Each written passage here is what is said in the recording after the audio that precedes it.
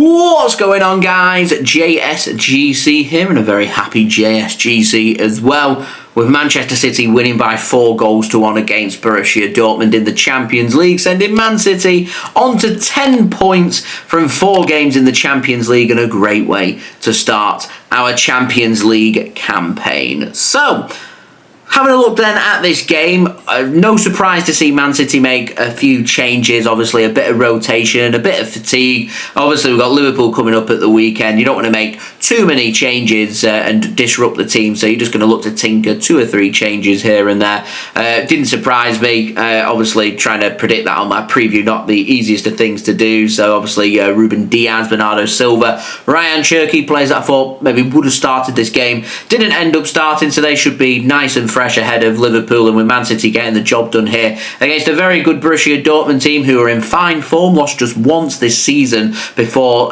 tonight's game against City. That was against Bayern Munich by 2-1. Borussia Dortmund obviously would have fancied trying to do something at the Etihad, and Dortmund had done very well in their Champions League campaign so far. It was important that if City want to finish in the top 8, in particular when it comes to your home games, you've got to be winning your home games.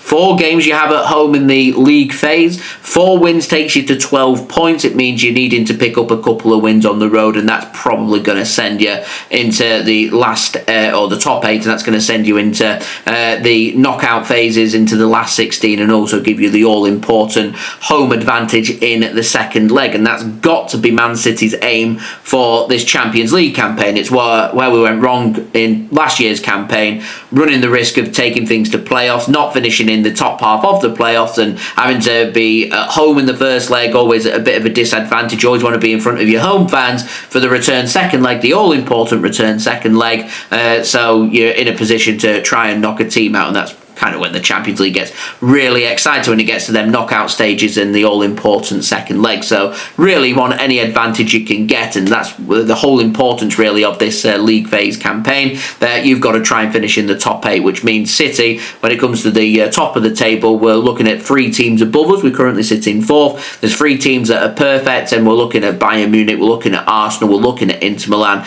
and that's the benchmark pretty much that Man City are looking at. And but really it's important that City start to just lay out their standards to everybody of what we're dealing with. This isn't the Man City of last season, the frail Man City. This is the confident, rejuvenated Man City who can defend, who can keep clean sheets, who can score goals from any given position, that can play different styles and be versatile, and expose vulnerable teams and beat good teams, and they'll just a whole different aura about Man City right now than what we saw last season. Man City just seem to be going from strength to strength and picking up more and more confidence. And this City team, they seem a little bit more direct. They seem a bit more clinical in front of goal, and they always feel like, I don't know about you guys, but these last few games against Bournemouth, against Dortmund, City, the players have been playing with a certain amount of swagger, a big smile on their face, like they've got a point to prove to everybody, that everybody's writing us off in the Premier League. Everyone's talking about it's Arsenal's year, it's Arsenal that's going to win the Premier League, and we're just quietly going about things, making sure that we're keeping up pace. And it's the same in the Champions League. When everyone's speaking about who's going to win the Champions League, there aren't many people out there that's talking about Man City. And really, we're 4 games in now. We sit in 4th place, over 30 teams in the league phase. We're unbeaten. We've picked up 3 wins and a draw. We've beaten good teams like Napoli, like Borussia Dortmund. Why aren't teams taking Man City seriously, to be honest? Expected goal rate less than 2 for City today, yet come away with 4 goals. Very clinical. Phil Foden scoring a brace, both goals coming from outside the penalty area. Rayan Cherki, goal coming from just inside the penalty area. Fresh legs coming on and making the difference. It's a comfortable, comprehensive victory for Manchester City, and it feels very much, to me anyway, like a gauntlet's been sent out by City to say that in the Champions League, we're serious about it, and we just seem to be taking things a game at a time and just really doing our own thing, and that to me is a good solid approach. I'm not looking ahead towards games, big tests like Real Madrid away from home and a difficult away game in January to the Arctic Circle and playing in Norway against Bodo Glimt and taking on Galatasaray from Turkey. We don't want to look too far away. All we want to do is focus a game at a time. When it comes to the Champions League, our next game, match day number 5, is against Bayer Leverkusen at home. It's another home game. The expectation is that City can go out there and win their home game, so we've got to turn up and play a 10 out of 10 performance, and when the opportunities arise, put the ball in the back of the net. The only real disappointment that I have from today's game is Anton managed to score a goal for Borussia Dortmund. It'd been nice to have had a clean sheet because Man City did a lot of things right. It was a pretty close game when you look at the statistics. City's expected goal rate less than 2, Dortmund's expected goal rate just less than 1, so you'd expect a close game, City just to edge it by a goal. We've won by 3. 50% possession, both teams knocking the ball around very nicely. City with 476 passes, Dortmund with 472. The statistics show a really close game. The difference has been Man City's quality in front of goal. Phil Foden showing his class. Erling Haaland showing his class. Doku getting the assists, making things happen. Rayan Cherki coming off the bench, putting an exclamation mark after his performance to say to Pep Guardiola, I don't want Savinho starting on the right wing, or if you're starting me in midfield, I don't want Phil Foden or Tijjani Reijnders or whoever's going to be playing in midfield starting ahead of me.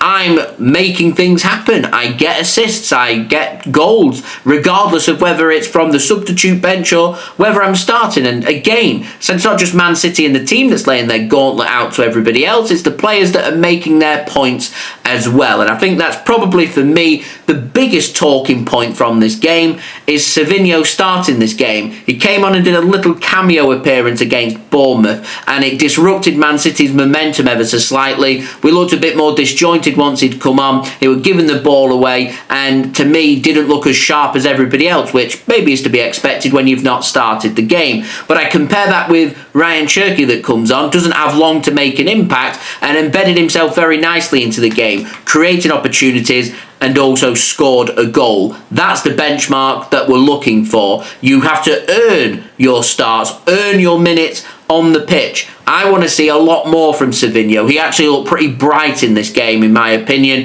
He was causing problems. He was making things happen. But at the end of the day, when you're an attacker for City, your job is to score goals and get assists. I think that's why Man City seem to be annihilating some teams and scoring goals and looking real good in front of goal. The competition is that high for places in attack. Erling Haaland's in that good a form, and obviously we're needing the contributions from the other players around Erling Haaland, that if you're not performing, you're not going to get the starts, you're not going to get the minutes. And Savinho, I didn't think did too much wrong in this game, but I'm looking at other players who also play in his position, like Cherki, who are coming on and making things happen and having an instant impact. And for me, when it comes to the big team selections and the big games, like a huge Premier League game at the weekend against Liverpool that we can now focus on and turn our attention towards, you're thinking to yourself, well, Doku's got an assist in this game, he's probably going to start. Haaland scored, he's going to start. Foden's got a brace, he's going to start. Rayan Cherki has come off the bench and scored. You think that he's going to start, and then all of a sudden it becomes quite difficult when you're an attacking player, when you're Savinho, when you're Oscar Bob, or when you're Omar Marmoush. A player as good as Omar Marmoush can't even force his way into the Man City starting 11 right now, unless it's a Carabao Cup game, because that's how well Man City have done in terms of their attack. Now there's plenty more games and plenty more minutes to be played, so I wouldn't be too worried if I were these players not getting the regular minutes that they're looking for. It's just when you are given your opportunity, you've got to do what Cherki's done tonight. You've got to take your opportunity. If it's going to be even a 5 or 10 minute cameo, you've got to make something happen in them 5 or 10 minutes. Give Pep Guardiola a little nudge, something for him to think about. Give him a headache and saying, I want starts, I want to make things happen, because that for me now is the benchmark that we're looking at. 2 good games that we've played in consecutive games at the Etihad Stadium against 2 good teams. Bournemouth in fine form, a brilliant team as far as I'm concerned. Iraola doing a fantastic job. Man City made short work of them, picked up a real good win, winning by 3-1. Just their second loss in the Premier League this season. Dortmund lost just once this season, not lost in the Champions League this season. They've come to the Etihad, they've gone toe-to-toe with us, played a good game, and we've managed to win this game and blitz them apart and win this game by 4-1. And I'm looking towards Liverpool, because that Liverpool game, again, it's going to be an attacking game. It's going to be two teams going at each other. It's going to be a very similar game in terms of the statistics and what we've had from the Bournemouth game and from the Dortmund game. So it's good preparation for City to take on Liverpool. At the moment, 3-1 against Bournemouth, 4-1 against Dortmund, and I'm hoping we can continue that momentum and that clinicalness in front of goal and take on Liverpool and pick up a win. But for me, Phil Foden, the shining light for tonight. Couple of well-taken, really good goals for Manchester City. In fact, I thought all goals that City scored today were well-taken goals, all good goals, good clinical finish from City, and all round just a good, solid win on our home turf against a very good Borussia Dortmund team. Takes us on to 10 points from 4 games.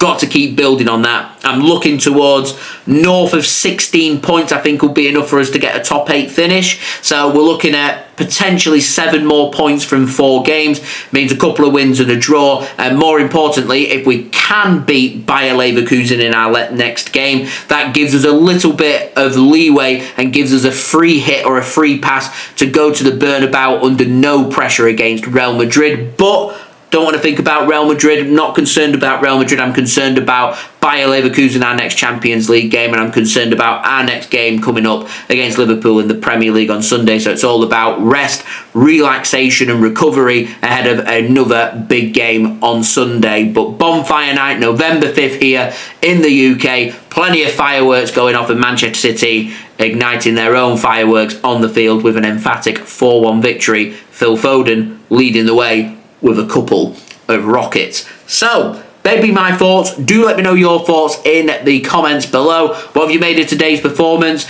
What are your thoughts? Do get them in the comments below. Don't forget as well to leave a thumbs up. That would be much appreciated. Let me know that you are enjoying the videos. Do subscribe as well if you're new around here. It is free to subscribe. I'm going to keep you guys up to date with all the latest City content here on YouTube, so do subscribe. Also, don't forget social media links there in the description if you want to go and follow me on my X, Instagram and TikTok. Email also in the description too if you want to hit me up for any sponsorship for any videos or any general business inquiries, and I'll see you all again real soon for the next City video. So I've been JSGC. Thank you everyone for watching. Hope everyone is safe and well. Peace. Ciao for now.